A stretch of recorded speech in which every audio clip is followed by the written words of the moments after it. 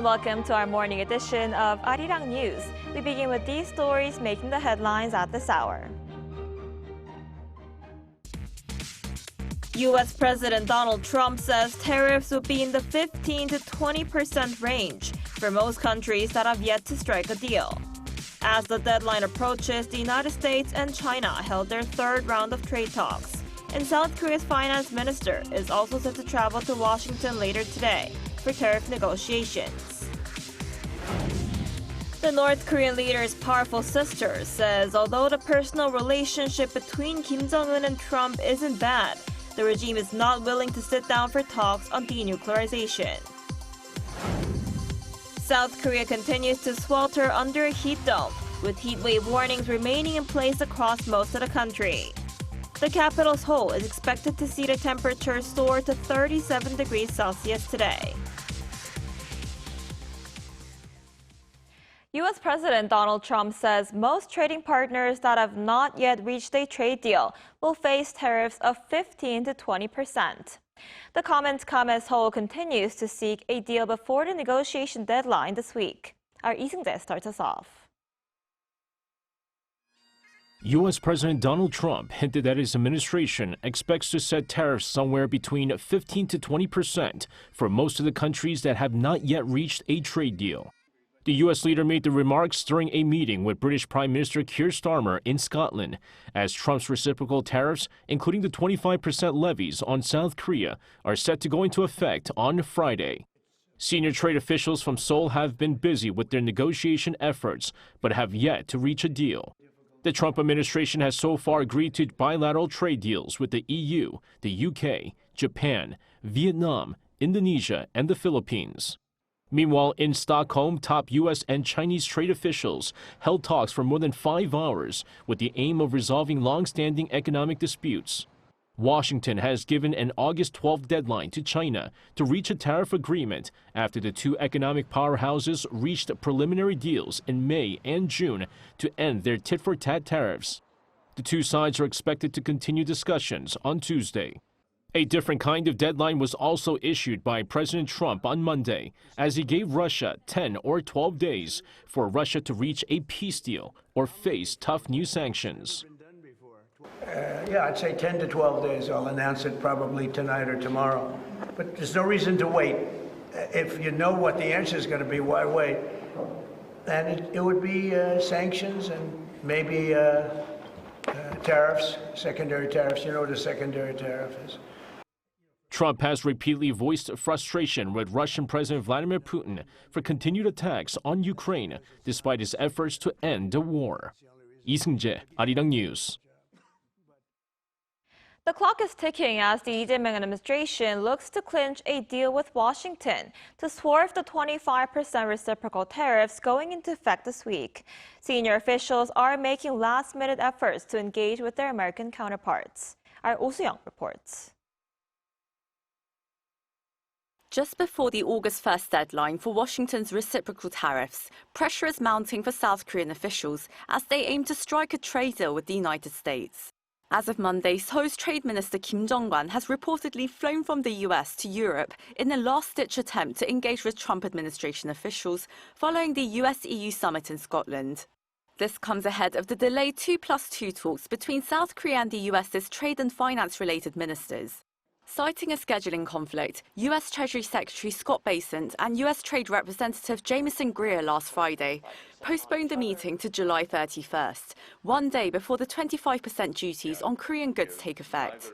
Finance Minister Koo Yoon-cho received a cancellation notice just 1 hour before he was due to take off to Washington, D.C. He will instead leave on Tuesday to meet with Bessent on Thursday local time. The US has been demanding greater access to the agricultural market, as well as digital and auto sectors. According to local media, Seoul is expected to leverage America's interest in Korean shipbuilding. Trade Minister Kim last week proposed a multi-billion-dollar Make American Shipbuilding Great Again plan, which was reportedly received with strong interest by US Commerce Secretary Howard Lutnick. There's also growing speculation that a bilateral investment fund modeled after Japan's $550 billion deal could be on the table. Seoul is reportedly reviewing plans to expand its proposed investment beyond the initial 100 billion, involving the country's largest conglomerates such as Samsung SK, Hyundai Motor, LG and Hana. Foreign Minister Cho Hyun is also set to meet U.S. Secretary of State Marco Rubio in parallel talks on Thursday in D.C. for what could be a final opportunity to reach a breakthrough. Oh Seong, Arirang News. So as we just heard, Korean officials are making all-out efforts to strike a deal before the trade deadline set by U.S. President Donald Trump ends on Friday. For more on what to expect, we're joined by Dr. Stephen Norper, president of Asia Dialogue. Dr. Norper, thanks for joining us this morning. Delighted to be back. Thank you. So South Korean officials have yet to reach a trade deal despite recent talks in Washington. What exactly is the United States seeking from South Korea? Well, the United States is seeking a few things. One of them is forward movement. You've just heard about the ship building deal, and that seems to have fallen on very eager ears in the U.S. administration. It is something that Donald Trump has expressed an interest in since he visited a Korean shipbuilding facility in 1998, and he feels that South Korea can help modernize U.S. ships, and already there are several under repair in Korea, but to help revitalize U.S. port abilities in this regard. And so South Korea could lend that expertise and really help encourage the U.S. capacity in shipbuilding. Beyond that, of course, they want more open markets, especially for U.S. agricultural goods, in particular for beef. And they would like to see South Korea engaged in an investment fund, not unlike that which they struck with the Japanese at $550 billion.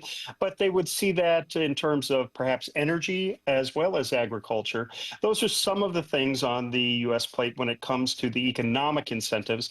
And I'm pretty confident that Seoul will get what it's looking for in terms of the 15% mark. We've just seen that with Japan and now with the European Union, and of course, South Korea, a primary U.S. ally and one that's been working hard to strike an agreement, should see some success in this regard.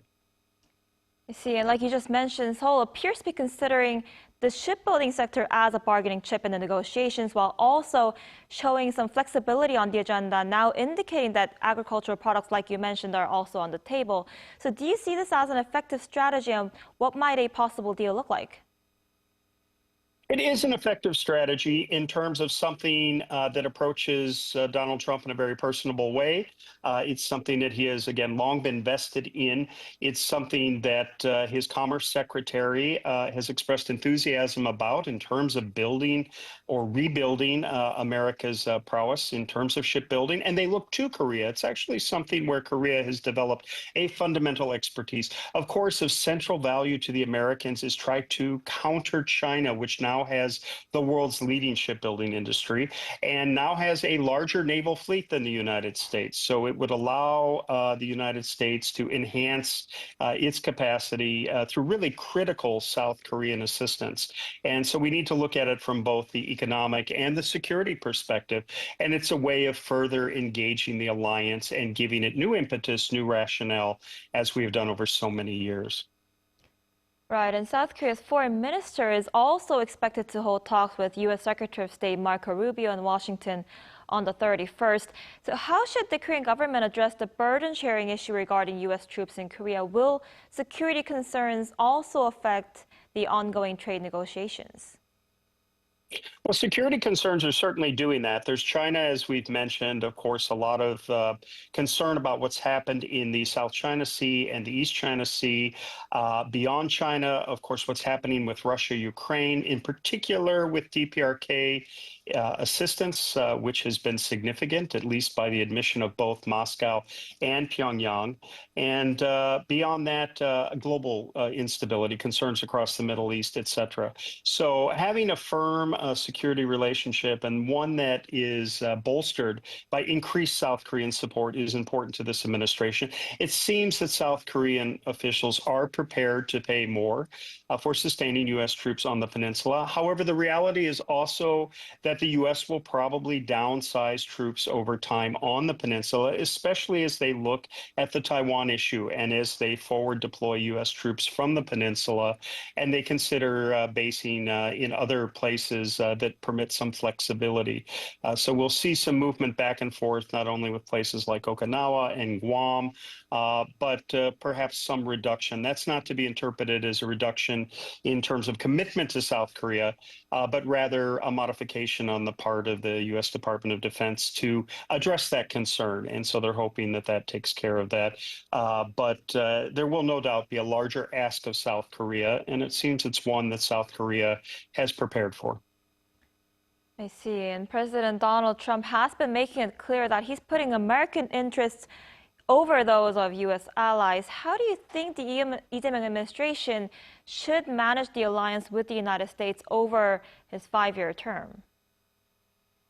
Well, the Lee administration has seemed to show some very good instincts in terms of playing a moderate line. Of course, the prior administration had reinforced Japan and U.S.-South Korea relations in terms of the trilateral coordination. That will continue, and the administration has expressed its support in that regard. But we've also a lot of multilateral institutions across the region, of course, countries with common interest in democracy. We've mentioned Taiwan, there's India, Australia, New Zealand, all of those working with the United States, Japan, and Korea to strengthen the security situation in the region. And of course, a fundamental crux of it is this Korea-U.S. alliance, which has been so historic in its formation. So there's no doubt that there's enthusiasm also on the economic front. And so the real impetus now will be behind Korea's hosting this fall's APEC meeting, because economic security, especially after the concerns over tariffs and some of the to and fro that's occurred in both South Korea and the U.S. domestic calculus so far this year, will be South Korea out trying to provide an assurance and show the world its regional and global leadership capacity through APEC. So those are also important initiatives to address oneself to. And of course, there's the United Nations, which is out there to help the United States, South Korea, and others, especially on issues like North Korea in terms of moderation and good offices. So a lot of complexes that allow the U.S. And Korean allies to work to strengthen not only on the bilateral level, but in many-lateral and multilateral ways as well, to reinforce regional cooperation to address Korean and U.S. concerns. I see. All right, Dr. Norpa, I'm afraid that's all the time we have for today. Thank you so much for your insight. We appreciate it. Thank you for your questions. Aloha and have a great day. Samsung Electronics has clinched a landmark $16.5 billion deal to supply AI chips to Tesla, a move set to revitalize its struggling foundry division. Our Moon Ji-young has the details. Samsung Electronics will produce AI semiconductors for Tesla in a new agreement, which could prove to be a game changer for its currently underperforming foundry division. In a regulatory filing, the South Korean chip giant announced on Monday that it had secured a 22.8 trillion won, or $16.5 billion chip-making agreement. The deal represents 7.6% of Samsung Electronics' total revenue of 300.9 trillion won in 2024, marking it as the largest chip order for a single client secured by the company. This long-term contract is set to run for more than 8 years through the end of December 2033. The tech giant initially did not disclose the identity of the client or the specifics of the deal, citing management confidentiality. Tesla CEO Elon Musk said in a social media post later in the day that Samsung would produce next-generation AI-6 semiconductors for the company. The Korean firm currently produces AI4s, while Taiwan's TSMC manufactures AI5s.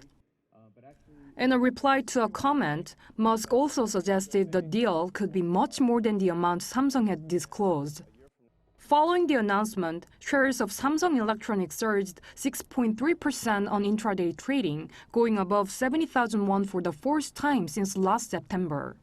Samsung has been steadily losing ground in certain manufacturing sectors, and so this record-breaking deal is expected to give a much-needed boost to its foundry division, which has long struggled to catch up with global industry leader TSMC. Moon Ji-young, Arirang News. Monday was a mixed day for Wall Street, with investors cautious about upcoming big tech earnings reports, the FOMC meeting, and the release of key economic data. While the Dow Jones Industrial Average fell more than 64 points on the day, the S&P 500 rose slightly, up 0.02%, while the tech-heavy Nasdaq climbed over 70 points. Both the S&P 500 and the Nasdaq closed at new all-time highs. Wall Street gave up early gains during the session ahead of a big week, with big tech companies publishing earnings figures. The FOMC meeting will take place over 2 days starting Tuesday, with key economic indicators such as the July employment numbers expected to weigh heavily on sentiment.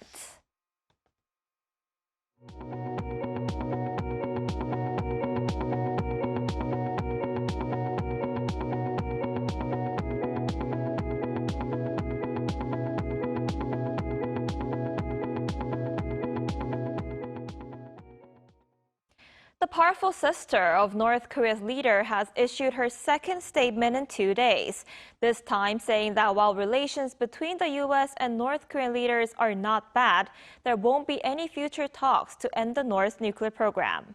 Our Seoul reports. On Tuesday, Kim Yo-jong, the sister of the regime's leader Kim Jong-un, said through the North State-run Korean Central News Agency that the U.S. must accept the new reality. She added that if Washington continues to cling to the past, any meeting with the North will remain only America's hope. Kim noted that the personal relationship between the U.S. President Donald Trump and the North leader Kim Jong-un is not bad.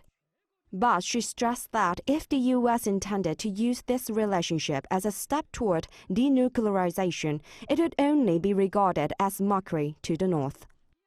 She said that since Trump's first term, both North Korea's nuclear capabilities and the geopolitical environment have changed dramatically.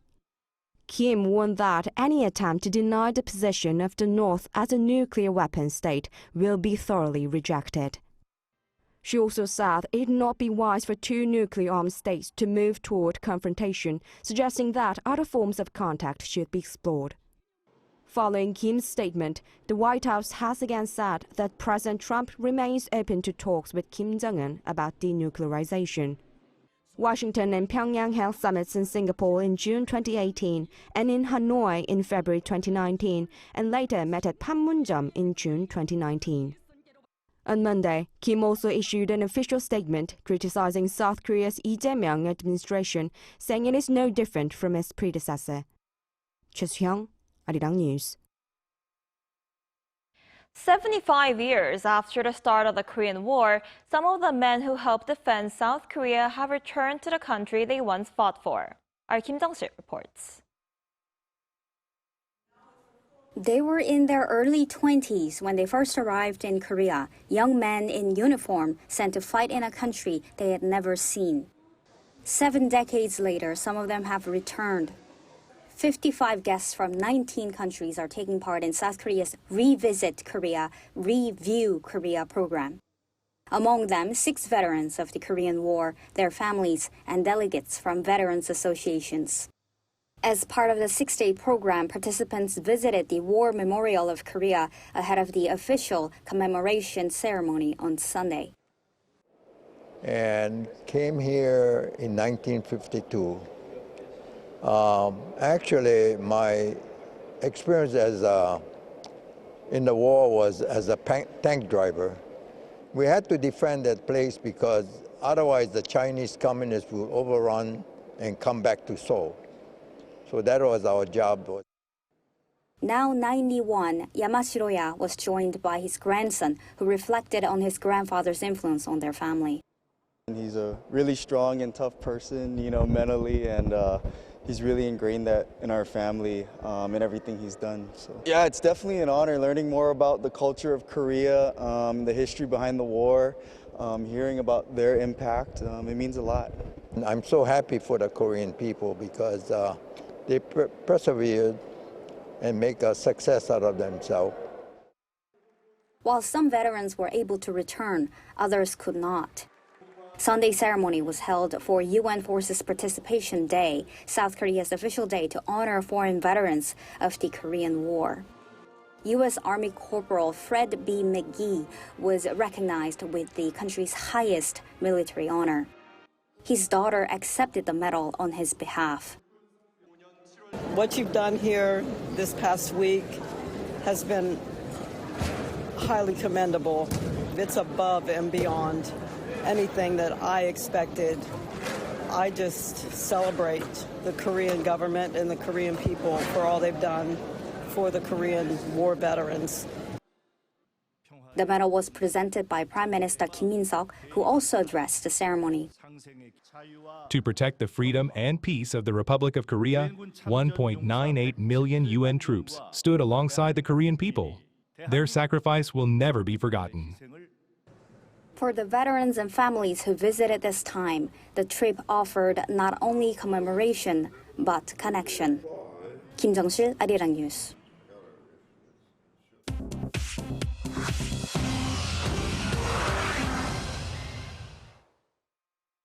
Now let's take a look at some stories from around the world with our Ji. Good morning, Ji. Good morning, Anji.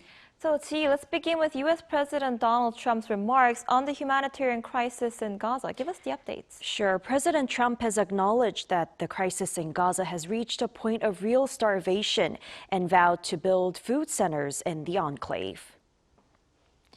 Speaking during a visit to Scotland on Monday, Trump said visual evidence convinced him that starvation in Gaza is real and pledged the creation of U.S.-backed food centers in coordination with European partners. Trump emphasized that the current aid infrastructure is deeply flawed, adding the U.S. would work with other countries to establish food centers without entry barriers, allowing civilians to access aid freely. According to the White House, additional details on the plan are forthcoming. Trump's remarks are in stark contrast with those of Israeli Prime Minister Benjamin Netanyahu, who has denied that Gaza is facing starvation, saying Israel continues to allow significant amounts of humanitarian aid into the enclave. Thailand and Cambodia have agreed to an immediate and unconditional ceasefire starting Monday midnight local time, following 5 days of border clashes that killed nearly 40 people and displaced hundreds of thousands. This follows negotiations in Malaysia headed by Malayan Prime Minister Anwar Ibrahim. At a joint press conference with acting Thai Prime Minister Phumtham Wechayachai and Cambodian Prime Minister Hun Manet, Anwar outlined the step-by-step de-escalation process of the conflict. He also stated that a broader border committee session is scheduled for August 4th in Cambodia to address long-standing territorial issues. Meanwhile, U.S. President Donald Trump said he had phoned the leaders of both countries and celebrated the outcome, calling himself the President of Peace. Over in Africa, the UN reported on Monday that the attack on a Catholic church in Eastern Democratic Republic of Congo on Sunday was done by a group linked to the Islamic State. At least 43 churchgoers were killed when armed fighters from the Allied Democratic Forces, a group affiliated with IS, entered the church in the town of Komanda in the Ituri province. The attackers also set fire to nearby homes and shops. Over 20 victims were buried in a mass grave on Monday. MONUSCO, the UN peacekeeping mission in the region, condemned the attack as revolting. Pope Leo XIV also denounced the deadly attack, expressing sorrow and describing the victim as martyrs. Disney has released the first official trailer for Avatar: Fire and Ash, the third installment in James Cameron's epic sci-fi saga, on Monday. The trailer debuted exclusively in theaters alongside Marvel's The Fantastic Four: First Steps and is now available online. It encompasses the visionary land, sea, and air worlds of Pandora at their most dramatic, and also unveils the Ash Clan, a tribe that inhabits volcanic regions. Reviews praise the trailer as a huge level up in action, world building, and emotional depth. The movie is set to open in theaters in December.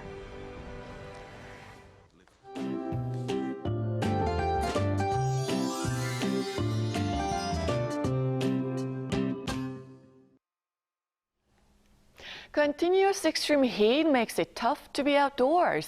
Even at night, the air stays hot and heavy. Seoul has now recorded its 10th consecutive tropical night, and many other areas are also dealing with heavy nights. Heat wave warnings remain in place across much of the country, and unfortunately, the intense heat is not going anywhere just yet.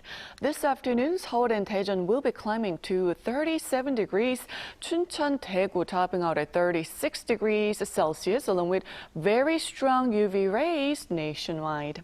We're also expecting scattered showers this afternoon in the central inland regions and northern Jeollabuk-do provinces, with 5 to 40 millimeters expected. Looking ahead, more summer heat to come with blazing sunshine. And as we're spending more time indoors nowadays, we might not move as much.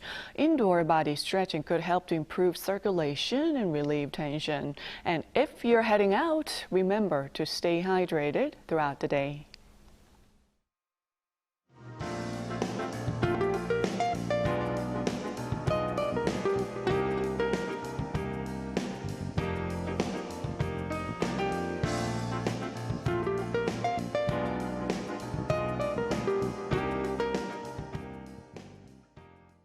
That's all we have for this morning. Arirang News will be back at 5 p.m. Korea time. Thanks for watching.